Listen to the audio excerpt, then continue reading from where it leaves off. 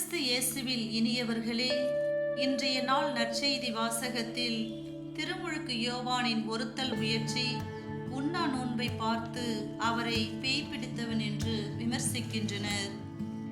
பாவத்தை வெறுக்கிறேன், பாவிகளை அல்ல என்ற கூற்றை மெய்ப்பிக்கும் வண்ணம் இயேசு பாவிகளோடும் வரி தண்டுபவரோடும் உணவு அருந்துவதை பார்த்த பரிசேயர்கள் இயேசுவை பெருந்தினிக்காரன் என்றும் பாவிகளோடு உணவருந்துகின்றாரே என்ற குற்ற நோக்கில் விமர்சிக்கின்றனர்.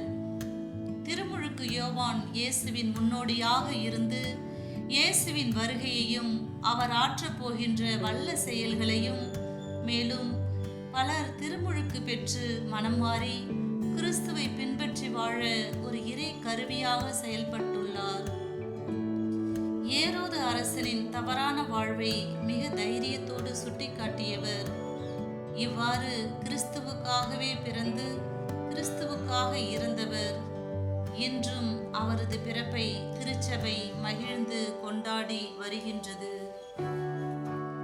நன்மை எது, தீமை எது, உண்மை எது, பொய் எது என்று ஆராயாமல் இன்றும் பரிசேயர்களைப் போல் கண்ணால் பார்ப்பதை மட்டுமே வைத்து ஒருவரை குற்றவாளிகள் என தீர்மானித்து விடுகிறது இந்த உலகம். ஏன் செய்தார்கள், எதற்காக செய்கிறார்கள் என்ற ஆழமான கண்ணோட்டம் இல்லாமல் மேலோட்டமான எண்ணத்துடன் நுனிப்புல் மேய்வது போல் இன்று பலரும் பல விமர்சனங்களை அடுக்கிக் கொண்டே போகின்றதை நம்மால் நம்முடைய அன்றாட வாழ்வில் காண முடிகிறது.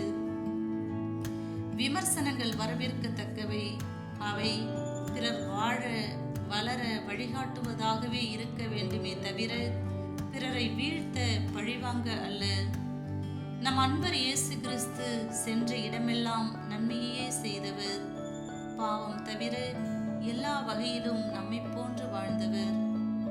ஏன் இயேசு பாவிகளை தேடி போகிறார், பாவிகளோடு உணவருந்துகிறார். பாவிகளின் பாவங்களை மன்னிக்கின்ற அதிகாரம் பெற்றவர் நம் அன்பர் இயேசு கிறிஸ்து. புனிதர்கள் பாவிகளாக வாழப்போவதில்லை, ஆனால் பாவிகள் மனம் மாறி புனிதர்களாக வாழ முடியும் என்ற கூற்றை மெய்ப்பிக்கிறார். எனவே நம்முடைய விமர்சனம் பிறரை அன்பு செய்யவும், மனம் மாற்றவும், மன்னிக்கவும் உகந்ததாயிருக்க ஆசைப்படுவோம். அதற்கான அருளை இறைவனிடம் இறைஞ்சுவோம். இன்றைய மனவல்லிய ஜெபம். I am the precious child of God. ஜெபம். இயேசுவே, உம்மை போல பிறரை அன்பு செய்யும் வரம் தாரும்.